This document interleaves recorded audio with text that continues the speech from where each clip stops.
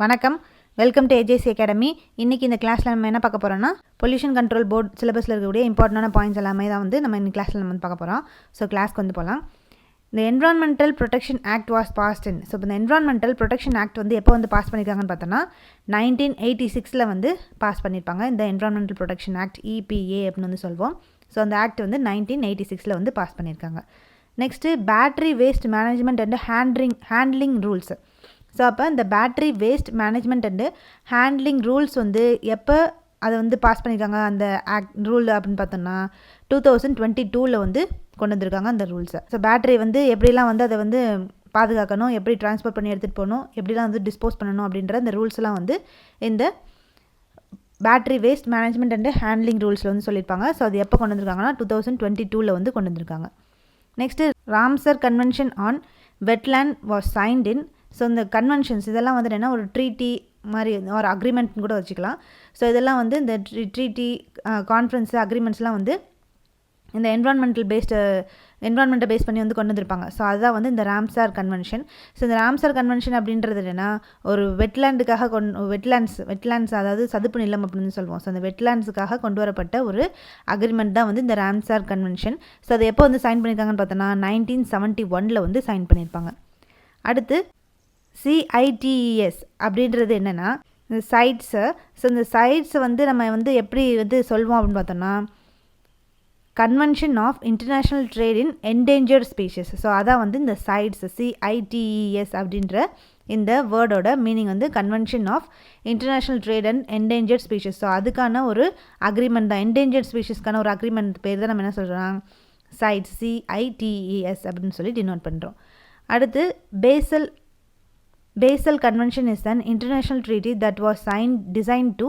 So அப்போ அந்த Basel convention வந்து என்னென்னா ஒரு இன்டர்நேஷ்னல் ட்ரீட்டி. அது வந்து எதுக்காக டிசைன் பண்ணியிருக்காங்கன்னா reduce the movements of hazardous waste between nations. So வந்து hazardous waste between nations. So அப்போ இந்த ஹசார்டஸ் வேஸ்ட்டை வந்து கடலில் போய் கொட்டுறது, அந்த மாதிரி ரெண்டு நேஷன் நடுவில் இருக்கக்கூடிய கடலில் போய் கொட்டுறது, இந்த மாதிரியெல்லாம் மூமெண்ட்லாம் வந்து ரெடியூஸ் பண்ணுறதுக்காக தான் என்ன கொண்டு வந்துருக்காங்கன்னா ஒரு ட்ரீட்டி, இன்டர்நேஷ்னல் ட்ரீட்டி வந்து கொண்டு வந்திருக்காங்க. ஸோ அது பேர் தான் நான் சொல்கிறேன்னா பேசல் கன்வென்ஷன் அப்படின்னு வந்து சொல்கிறோம். Next Rotterdam convention is multilateral treaty to promote shared responsibilities in relation to importation of. So அப்போ நெக்ஸ்ட் ட்ரீட்டி ஒரு அக்ரிமெண்ட் வந்து பார்த்தோன்னா ரோட்டர்டாம் கன்வென்ஷன். ஸோ இந்த ரோட்டர்டாம் கன்வென்ஷன் அப்படின்றது ஒரு மல்டிலேட்ரல் ட்ரீட்டி. அது வந்து எதுக்கு வந்து இம்போர்ட் பண்ணுறதுக்காக, எதை வந்து ஷேர் பண்ணி இம்போர்ட் பண்ணுறதுக்காக இந்த ட்ரீட்டி வந்து சைன் பண்ணியிருக்காங்கன்னு பார்த்தோன்னா ஹசார்டஸ் கெமிக்கல்ஸை. ஸோ வந்து ஒவ்வொரு நேஷனுக்குள்ளே இருக்கக்கூடிய ஹசார்டஸ் கெமிக்கலை வந்து இம்போர்ட் பண்ணுறதுக்கு, அது வந்து அதை ஷேர் பண்ணி அதை கடலில் கொட்டுறதுக்கு, அந்த மாதிரி ஏதாவது டிஸ்போசல் பண்ணுறதுக்கு இந்த ட்ரீட்டி வந்து சைன் பண்ணியிருக்காங்க. ஸோ அந்த ட்ரீட்டி பேர் தான் வந்து Rotterdam convention. Next Vienna convention. So Vienna convention அது வந்து எதுக்காகன்னு பார்த்தோன்னா protection of ozone layer. So ozone லேயரை ப்ரொடெக்ட் பண்ணுறதுக்காக கொண்டு வரப்பட்ட ஒரு கன்வென்ஷன் தான் வந்து இந்த Vienna convention. Next dash Ramsar sites in India. So இந்தியாவில் வந்து ராம்சர் சைட்ஸ். அப்போ ராம்சர் சைட் அப்படின்றதுனால என்னென்னா வெட்லேண்ட் சைட்டு தான் நம்ம என்ன சொல்கிறோம்னா ராம்சர் சைட் அப்படின்னு சொல்லி டினோட் பண்ணுறோம். அப்போ இந்தியாவில் வந்து எத்தனை ராம்சர் சைட் அப்படி இருக்குது அப்படின்னு பார்த்தோன்னா 75 ராம்சர் சைட் வந்து இருக்குது as of July 22. So July 2022 வரைக்கும் 75 வெட்லேண்ட்ஸ் வந்து இந்தியாவில் வந்து ப்ரெசென்ட் ஆகிருக்குது. அதை வந்து ராம்சர் சைட் அப்படின்னு சொல்லி டினோட் பண்ணுறோம். Next water prevention and control of pollution act. So வந்து water prevention and control of pollution act வந்து இது வந்து எப்போ வந்திருக்குன்னு பார்த்தோன்னா 1974 வந்து வந்திருக்கு. ஸோ இந்த ஆக்ட் எல்லாமே ரொம்ப முக்கியம், கண்டிப்பாக அதை பேஸ் பண்ணி கொஸ்டின் வந்து கேட்பாங்க. இதுதான் வந்து water pollution act. Next air prevention and control of pollution act. So அந்த ஏர் பொல்யூஷன் ஆக்ட் வந்து எப்போ கொண்டு வந்திருக்காங்கன்னு பார்த்தோன்னா 1981 வந்து கொண்டு வந்திருப்பாங்க. அடுத்து environmental protection act was amended in. So அந்த என்விரான்மெண்டல் ப்ரொடெக்ஷன் ஆக்ட் வந்து 1986 வந்துச்சு அப்படின்னு சொல்லி தெரியும். அப்போ அந்த என்விரான்மெண்டல் ப்ரொடெக்ஷன் ஆக்ட் வந்து அகைன் எப்போ வந்து அமெண்ட்மெண்ட் பண்ணியிருக்காங்கன்னு பார்த்தோன்னா 1999 வந்து அமெண்ட்மெண்ட் வந்து பண்ணியிருப்பாங்க இந்த என்விரான்மெண்டல் ப்ரொடெக்ஷன் ஆக்ட்டுக்கு.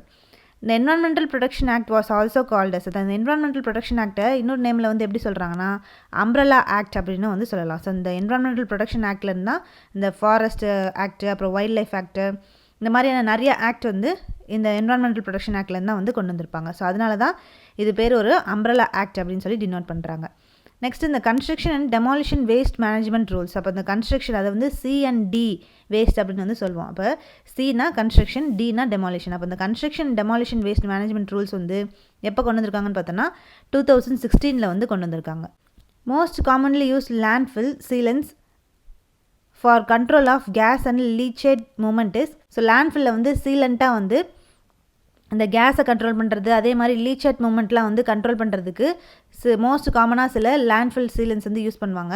ஸோ அது என்னன்னு பார்த்தோன்னா பென்டோனைட்ஸ் அண்டு இல்லைட்ஸ். ஸோ அது ரெண்டும் தான் வந்து இந்த லேண்ட்ஃபில் சீலன்ஸாக வந்து யூஸ் பண்ணுவாங்க. ஸோ அப்போ லேண்ட்ஃபில் அதாவது இந்த லீச்சேட் மூமெண்ட் அப்படின்றது என்னென்னா, இப்போ இந்த எலக்ட்ரானிக் வேஸ்ட்டு, அப்புறம் வந்து முனிசிபல் வேஸ்ட்டு, ஸோ இப்போ இந்த பிளாஸ்டிக்கு, அதுக்கப்புறம் இந்த சானிட்டரி நாப்கின்ஸு, அப்புறம் எலக்ட்ரானிக் வேஸ்ட்டு இதெல்லாம் வந்து நம்ம டம்ப் பண்ணி வச்சுருக்கும் போது, இப்போ சப்போஸ் அந்த நேரத்தில் வந்து மழை பெய்யுது, அந்த மழை பெய்யும் போது அதில் வந்து என்னென்னா அந்த கெமிக்கல்ஸ் எல்லாம் வந்து எங்கே இறங்கும்னு பார்த்தோன்னா அந்த எக்யூப்மெண்ட் அந்த வேஸ்ட்லேருந்து கெமிக்கல்ஸ் வந்து க்ரியேட் ஆகும்.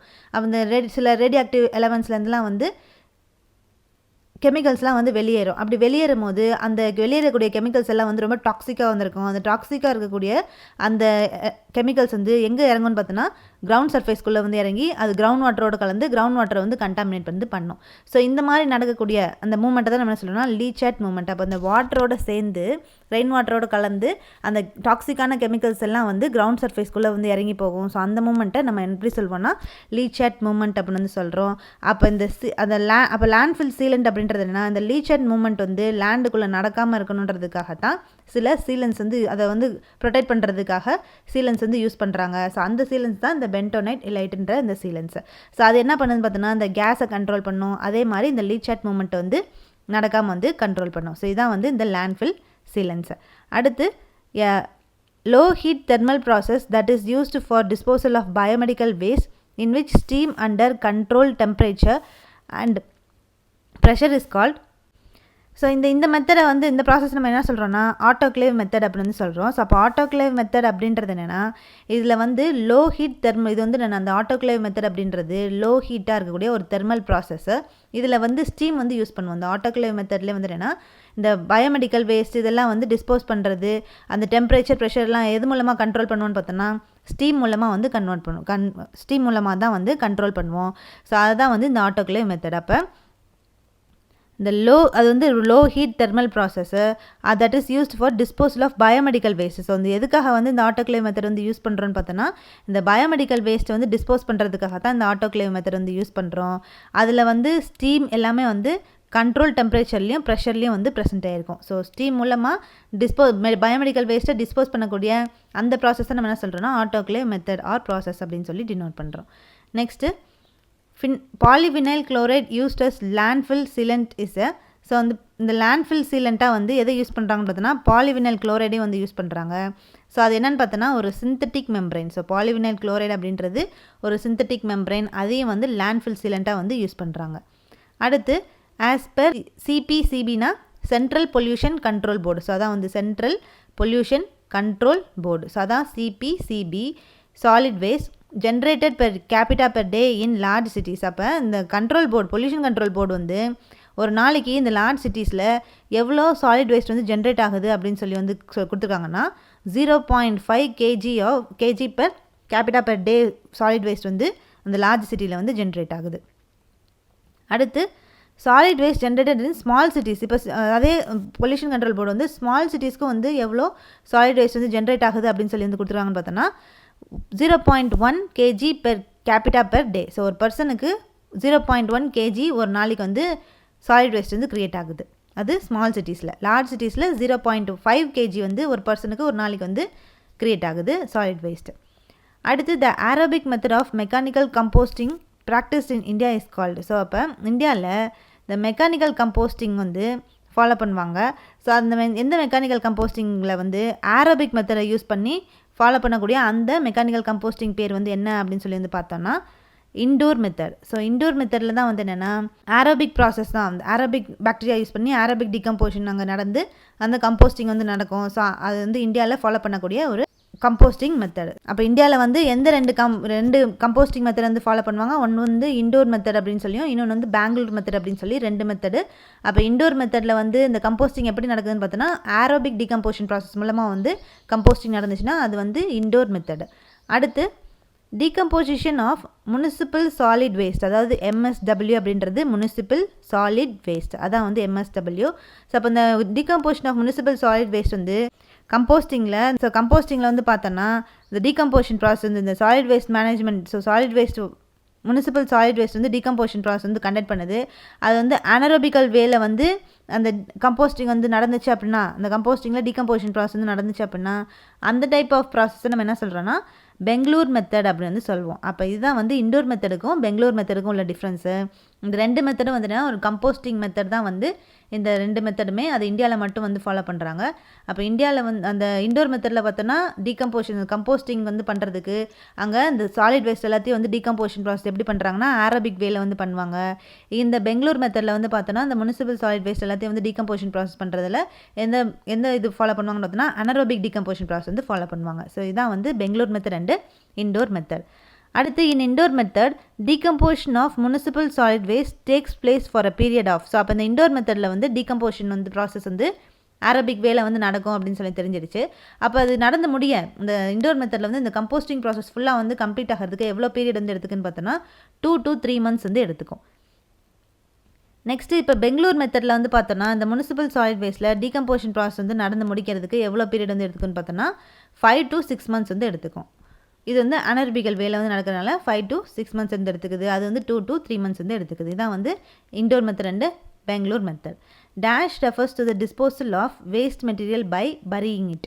ஸோ அப்போ எந்த மெத்தடில் வந்து என்னென்னா இந்த வேஸ்ட் மெட்டீரியல்லாம் அந்த வேஸ்ட் மெட்டீரியல் டிஸ்போஸ் பண்ணுறது எல்லாத்தையும் வந்து பரி பண்ணுவாங்க. ஸோ அந்த ப்ராசஸ் பேர் வந்து என்னென்னு பார்த்தோன்னா லேண்ட்ஃபில் அப்படின்னு வந்து சொல்லுவோம். லேண்ட்ஃபில்னாலே அந்த டிஸ்போஸ் பண்ணக்கூடிய வேஸ்ட் மெட்டீரியல் எல்லாத்தையும் வந்து பரி பண்ணுவோம். அதை வந்து கம்போஸ்டிங்காகவும் வந்து யூஸ் பண்ணலாம், இல்லைனா வந்து லோ லையிங் லேண்ட்ஸாகவும் வந்து யூஸ் பண்ணலாம். ஸோ இதான் வந்து லேண்ட்ஃபில்.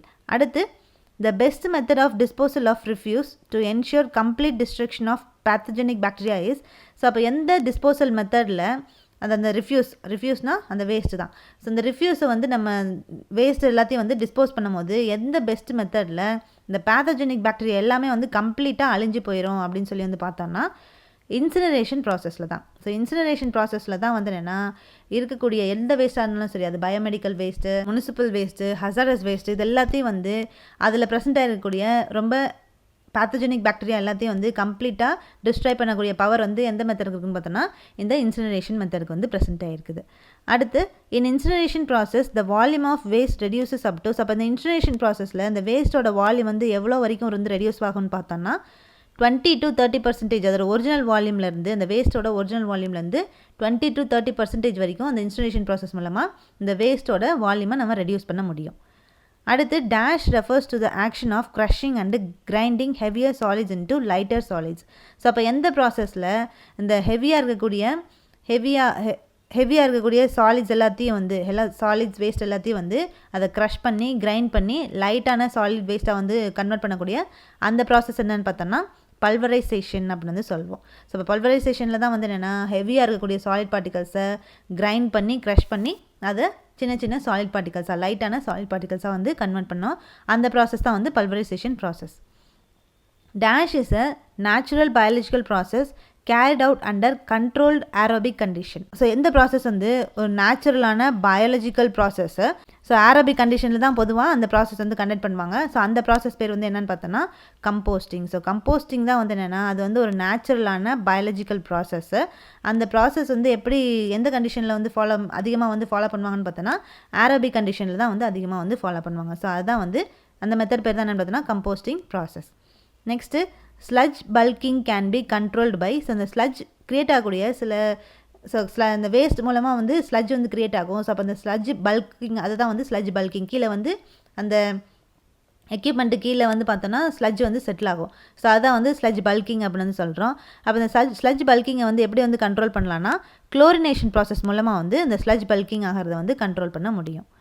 அடுத்து in solid waste management waste utilisation is achieved by. So solid waste மேனேஜ்மெண்ட்டில் வேஸ்ட் யூட்டிலைசேஷன் வந்து எப்படி வந்து அச்சீவ் பண்ணுறாங்க அப்படின்னு வந்து பார்த்தோன்னா ரீயூஸ், ரெக்ளமேஷன் அண்ட் ரீசைக்ளிங். இந்த 3R அப்படின்னு வந்து சொல்லுவோம். இந்த 3R மூலமாக தான் இந்த சாலிட் வேஸ்ட் மேனேஜ்மெண்ட்டில் அது எல்லாத்தையும் வந்து அந்த வேஸ்ட் எல்லாத்தையும் நம்ம திருப்பி அகெயின் யூட்டிலைஸ் வந்து பண்ணக்கூடிய அச்சீவ்மெண்ட் இதுதான். Reuse, reclamation and recycling.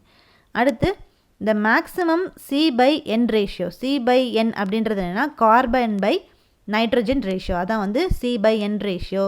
அப்போ இந்த C/N ரேஷியோ இந்த முனிசிபல் சாலிட் வேஸ்ட் கம்போஸ்ட்டில் மேக்ஸிமமாக வந்து C/N ரேஷியோ வந்து எவ்வளோ இருக்குன்னு பார்த்தோம்னா, பொதுவாக இந்த கம்போஸ்ட்டில் வந்து C/N ரேஷியோ வந்து எவ்வளோ இருக்குன்னா 15:1 to 25:1 அப்படின்றது ரேஷியோவில் தான் வந்து இந்த கார்பன் பை நைட்ரஜன் ரேஷியோ வந்து ப்ரெசென்ட் ஆகிருக்கும். இப்போ இந்த மேக்ஸிமமாக வந்து இந்த C/N ரேஷியோ வந்து இந்த முனிசிபல் சாலிட் வேஸ்ட்டில் எவ்வளோ இருக்குன்னு பார்த்தோன்னா 15:1 to 25:1 அப்படின்றது ரேஷியோவில் வந்து ப்ரெசென்ட் ஆகிருக்கும் இந்த கார்பன் டு நைட்ரஜன் ரேஷியோ.